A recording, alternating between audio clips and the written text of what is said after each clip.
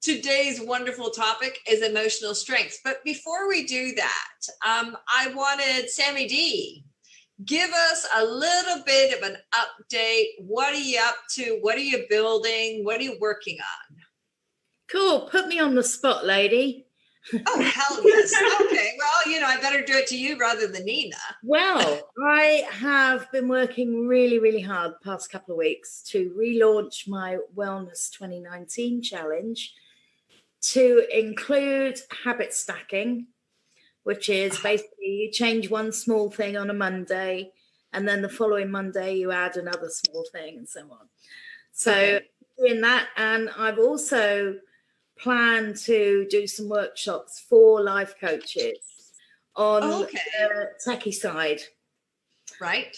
So yeah, I've been working hard on that, and just floating around the community, being my usual bubbly self.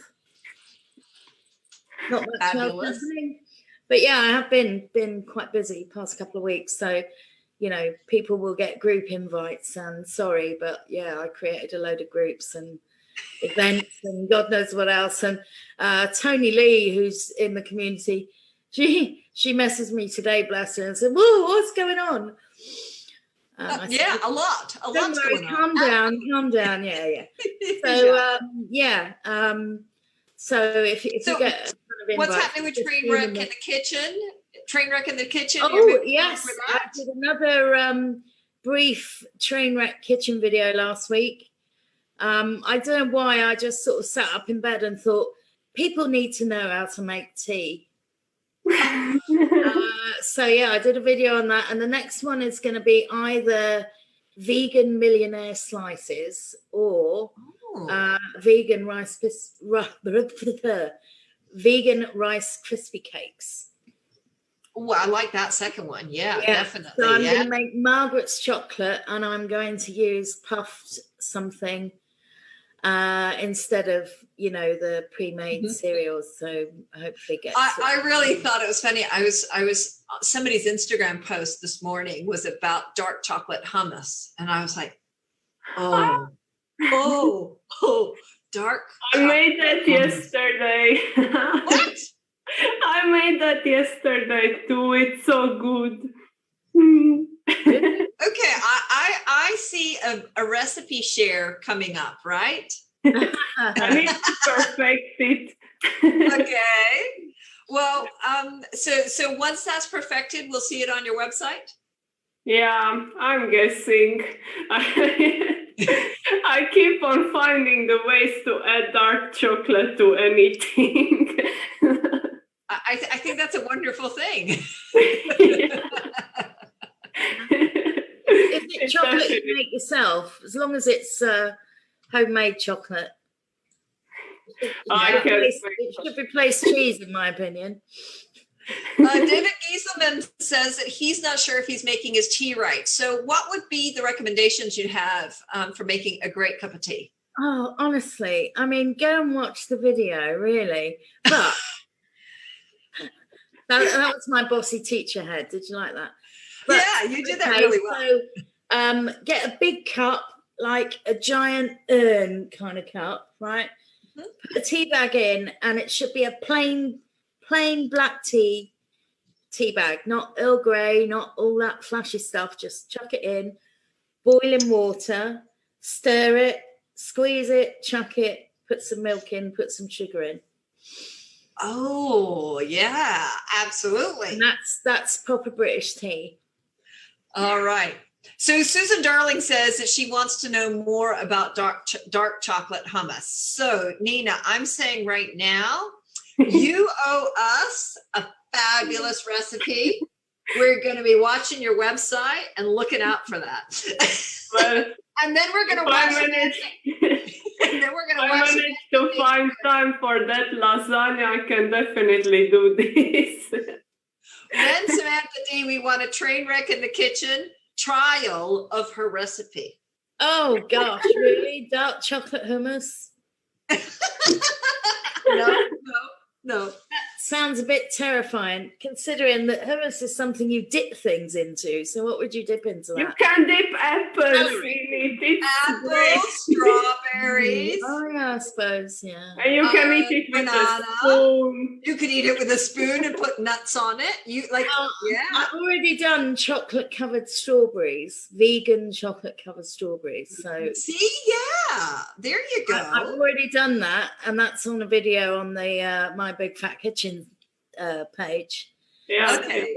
I think I need to do some more main courses because I keep doing snacks and desserts, and I'm trying to build a book of recipes. So it can't be all dips and snacks and dips. Why not? It can be a niche. Only the most important stuff. Yeah, well, if I had my way, it would all be snacks and dips, but Definitely mine too. can't live on it. Why not? Why not? Absolutely. So going back to the topic of the day,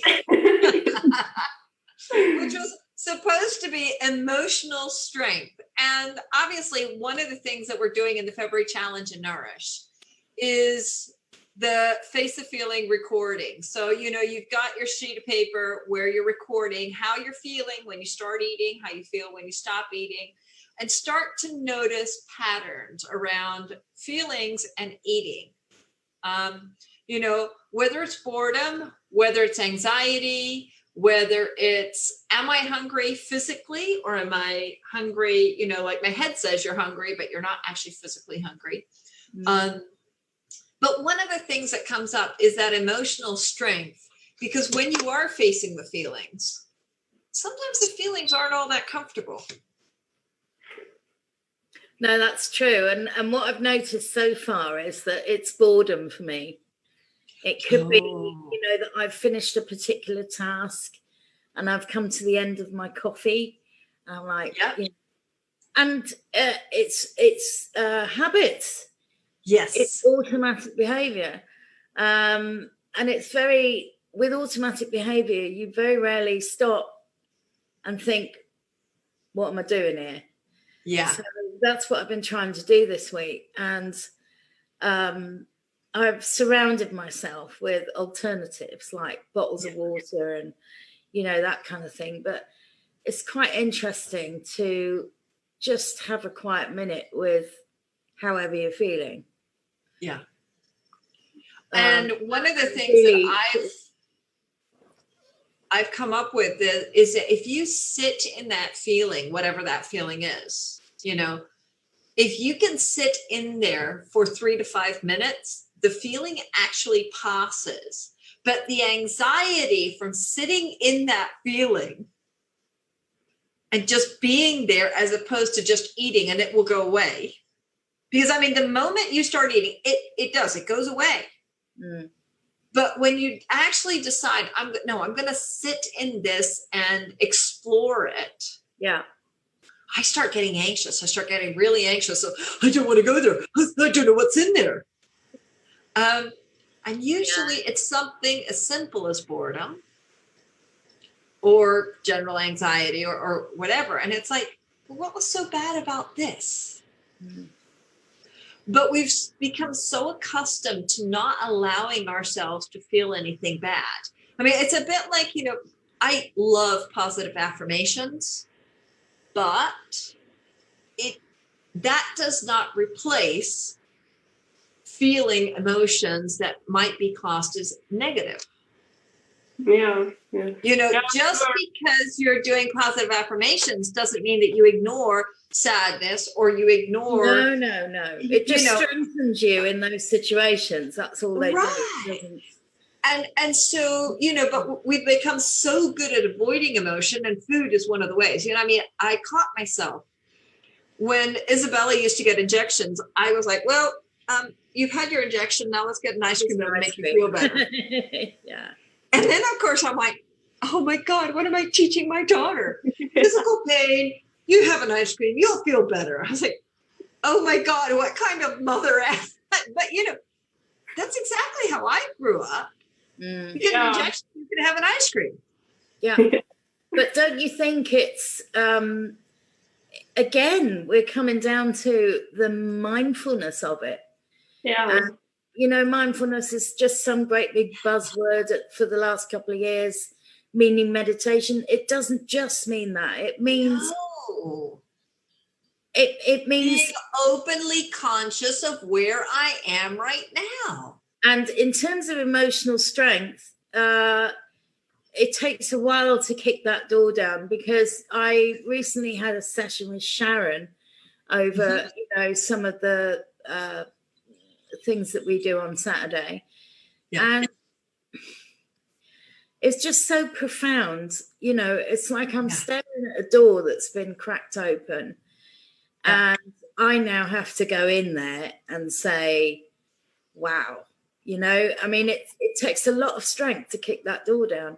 So when you look at boredom, you have to sit there and say, okay, am I bored? And people just don't do that, Right. People just act, instead of thinking about what they're doing. I'm the same. Yeah. One of the things I noticed last year when I really started getting into blogging, and really at the beginning, was that I would sit down at the computer and then I would find myself at the fridge with the fridge door open looking for something. Like, what am I looking for? And I had the recording sheet on the fridge door, and that would be what stopped me. That would be well, wait a minute, what am I doing here? I check in with my gut. No, I'm not hungry. And I would walk back to the computer again. And then I would mysteriously find myself back at the fridge. Mm-hmm. And with no conscious recollection. So, Beth, I think you're a secret fridge magnet. you must be a fridge magnet in a previous life or something. Yeah, but no conscious memory of getting from the computer to the kitchen. But that's because you're thinking about something else. Exactly. And so, it was just that, it's like you say, that mindfulness of just coming into, oh, wait a minute, I'm supposed to, I'm so out of touch with myself, I'm not even aware. Yeah.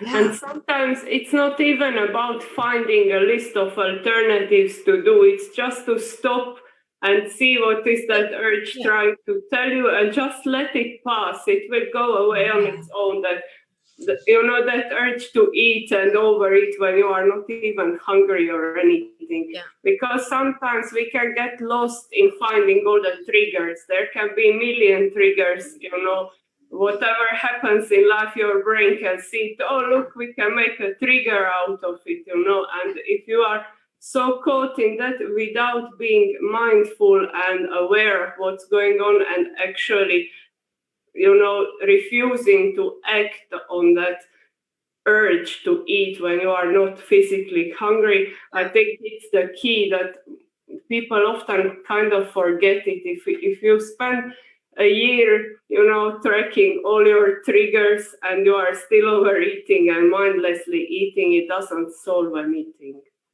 Yeah. I'm currently enjoying that situation now where for the past sort of year and a half, where I've been so occupied with, writing a book and doing all this stuff, I have to sit and think, I'm learning to recognize the signals of being hungry. Yeah. Which is, it's novel to me because, before, my trigger is standing up. Literally, it's breathing. Yeah. And the thing with the brain is lazy, and it wants you to have, that urge to go and eat as much as possible. It's a survival thing, especially for people who were dieting and who are and were dieting. Your brain just wants you to survive. Yeah. And then you have those urges to eat and eat, even though you don't need any food at the moment. And people, sometimes get stuck in what did trigger this. Maybe it was just an urge, just sit with it and it goes away in a couple of minutes and it gets easier. Yeah. And when we're talking about emotional strength, we're talking about, your starting point could be that you're as weak as a chocolate teapot when it comes to emotions, you know. And what we're talking about when we say emotional strength is, you know, get on the ladder. So for starters, recognize that you're having an emotion other than hunger, which is not an emotion, it's a physiological state. And, you know, constantly practice being mindful of your emotions, because if you're bored or you're angry or you're anxious, your brain's going to want to protect you and say, oh, comfort, comfort, comfort. Yeah.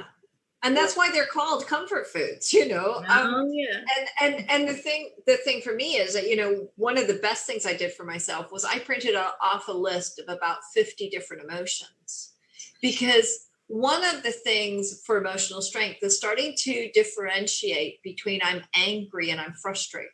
Yeah. It's not the same thing. And I had the funniest conversation yesterday.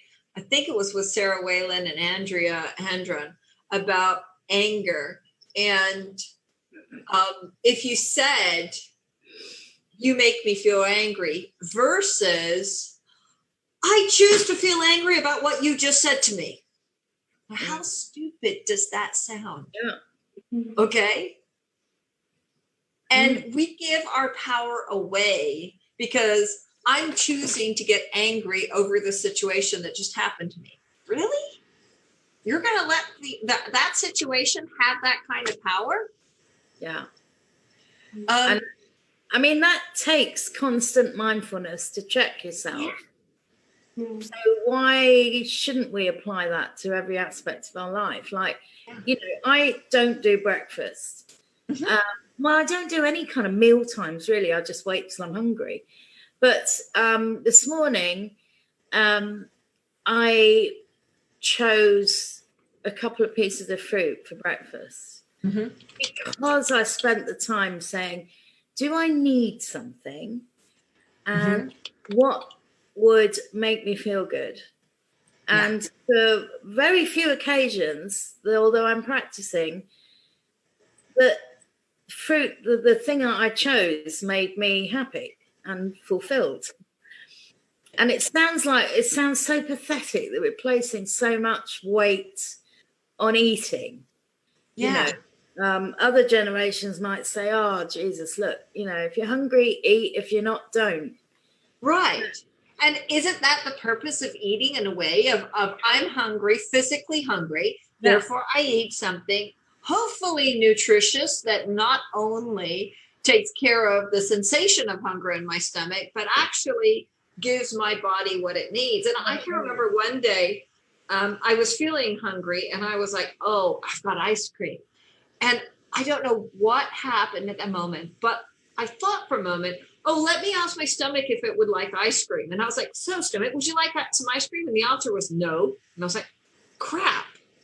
Now I can't have ice cream. Oh, you just reminded me, I bought an ice cream maker a few months back and I haven't even unpacked it yet. Don't get me started on ice cream.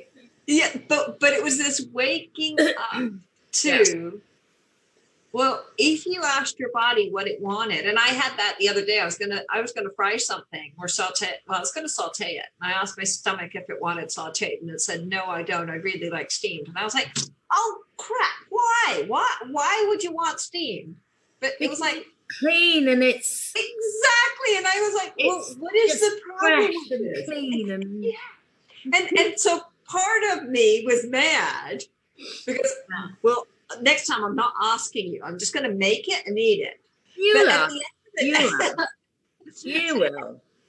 At the end of the day, when you actually stop and ask your body what it wants, and you give it the choice, and I'm not talking just about asking your tongue what it wants, because your tongue wants the ice cream and the pizza. Absolutely, of course it does.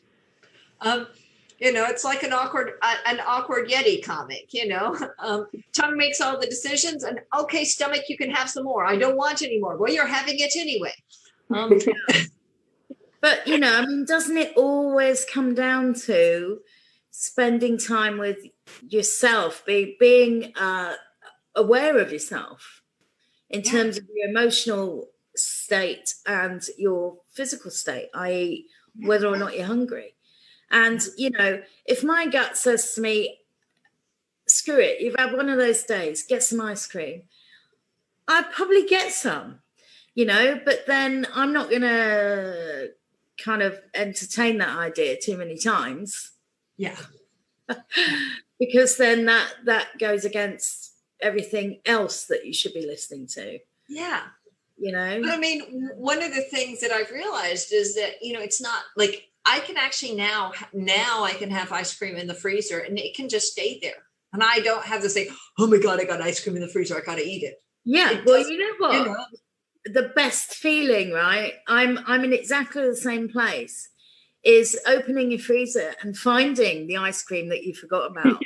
Yes. I so love that feeling. I get so excited. Oh my God, I forgot there was ice cream in here, you know? But I've even had moments where I've literally found it. Oh, cool, I got ice cream. I've taken it out, I've had a teaspoonful, and I've put it back and proceeded to forget about it again. Yeah. And it's like, oh man, I've come so far. But I mean, the thing is, if we can, you know, we're ultimately talking about weight loss for health. Yes. And, you know, I think if we can even just practice, how am I feeling? What do I need? Just practice it. Like everything you do in your brain, it gets stronger and stronger and stronger the more you practice it. And now I'm really enjoying the fact that probably for about a year and a half now, I haven't counted a calorie. I haven't weighed anything. I haven't, you know, none of that. I've just listened to how I'm feeling and what I need. And I have bad days. I have days where I just don't want to be mindful. You know, I mean, I've got days that I do want to eat the entire bag of chips. Of course I do. Yeah. You know, but at the same time, they're becoming less. Yeah. And it's just making that first step. And if we're on the subject of emotional strength, you've got to start somewhere. And emotional strength means emotional awareness as much as it does, you know, being secure in how you're feeling. It's not about willpower of I'm not going to give in. No, it's about I'm actually going to sit in this feeling. Yeah. And just become aware of what it is. Because so many times, and I really discovered this. I was like, oh my God, I have this feeling and I've been stuffing it down with food. And so I'm not letting it go. I'm not actually releasing it and dealing with it. I'm just stuffing it back down again. Mm-hmm. I had some massive aha moments with Sharon last week. Mm-hmm. And, you know, I was wearing this as a shield. You know? Yeah. And I'm still processing that mind-blowing, mic dropping, jaw dropping, everything dropping moment. And think, what do I do now? You know, so that's the emotion that I'm processing.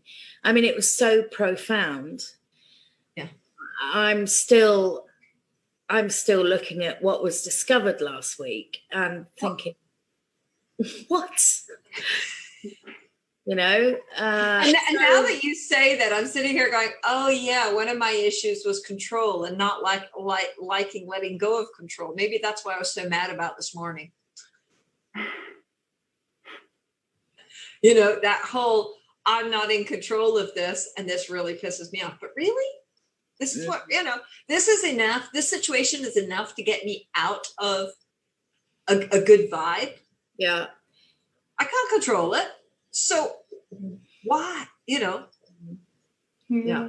Now that you mention it, I think also emotional strength is about how fast can you get back to the high vibe. Because, you know, in everyday life, we all experience some bullshits that we don't like. And we can choose to wallow in that and get all sad and depressed and just stay in that line and be all negative and stay there. Or we can choose to be like, okay, I'm going to sit with this feeling for a while, and then I'm going to get up and continue with my day. And I think that the stronger we get emotionally, the easier it gets to Yes, exactly. let it pass Absolutely. and move on. Yeah. I mean, one of the things that I noticed was that, I used to do, Netflix binges regularly and self-sabotage. Okay. I'd get into a place where I was building something and it was going really well.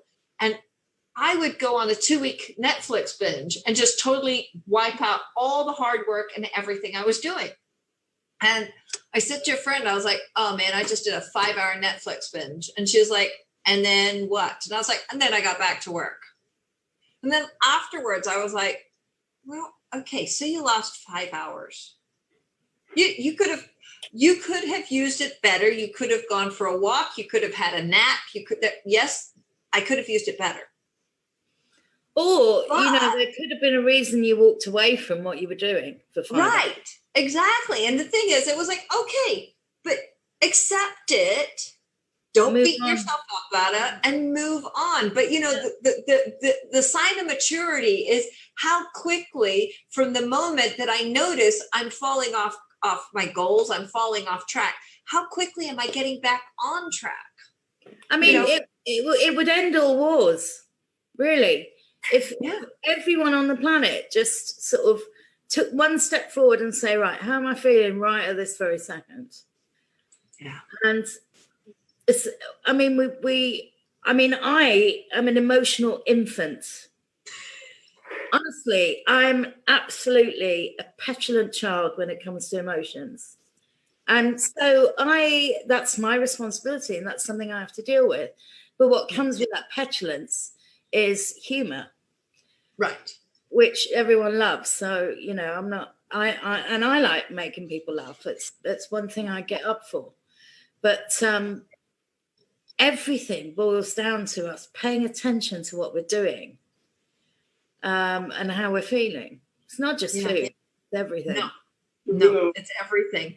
And that I think is the thing that we learn after we've done all the diets, and we've given up on all the diets because we've done them all. It's like, okay, there's only one thing I got to listen to, and that's, am I hungry or am I full? And how am I feeling? That's it, and we stop counting the calories. We just start listening to our bodies, and we start seeing what food feels good. And I mean, one of the biggest things, that I learned year before last now, was that wild corn was perfectly acceptable because I'm not allergic to it. And because the doctors said, well, this should be a good replacement for wheat because you are allergic. That doesn't mean that my body likes it. Yeah, I love corn and my body hates it. Yeah.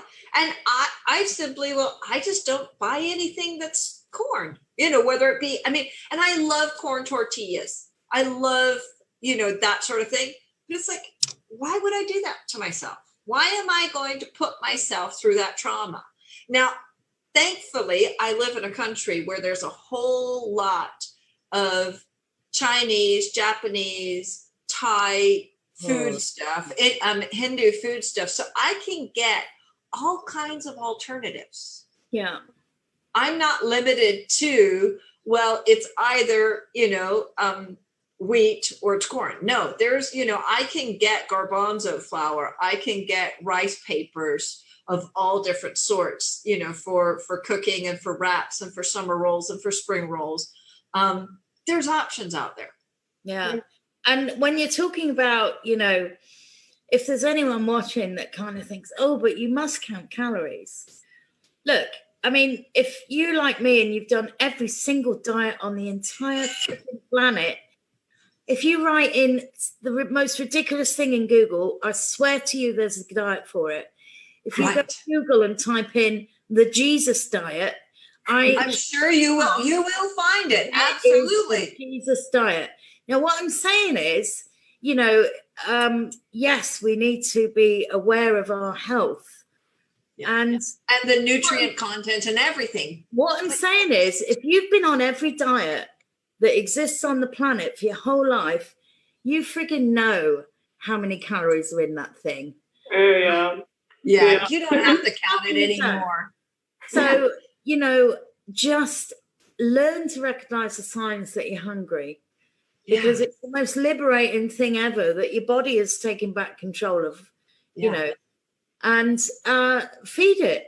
If you've been on... And don't be afraid of feeling hunger. I mean, like, one of the funniest things is, when you eat before you've got a meeting, because, oh my gosh, I could get hungry if the meeting runs over. Well, if the meeting were to run over 15 minutes, does that really going to make a difference to your level of hunger? Yeah. If the meeting's going to run over 45 minutes even, okay, so now I'm going to actually really be hungry. But is it really going to be that bad? So, and I used to do this all the time. Oh, well, I've got to eat beforehand. So I'd eat beforehand, and then I'd eat after as well, because now it's lunchtime. Yeah.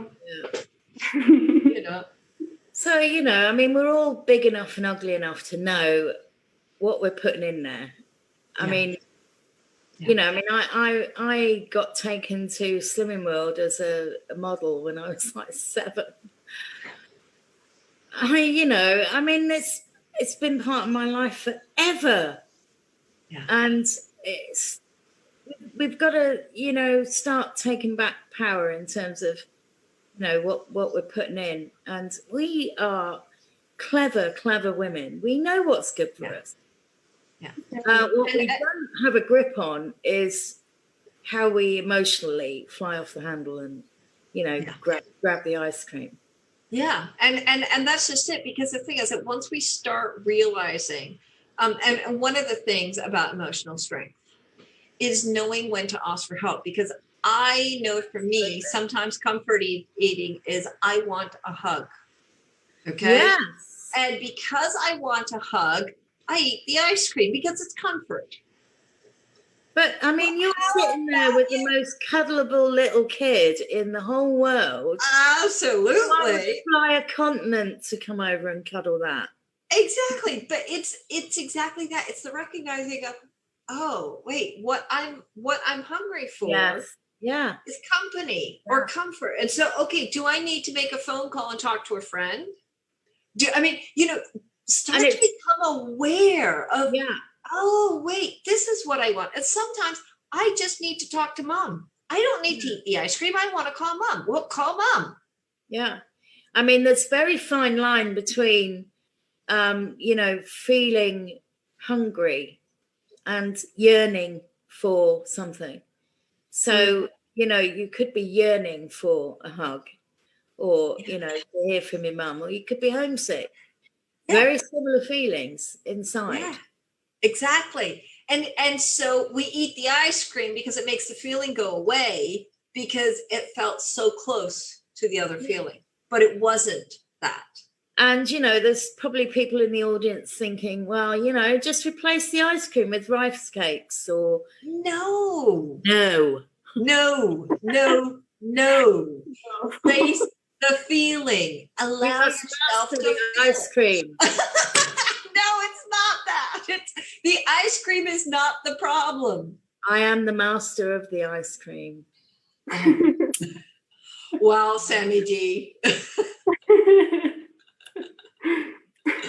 I mean, it's a fascinating subject, and I could talk on this subject for hours. Yeah.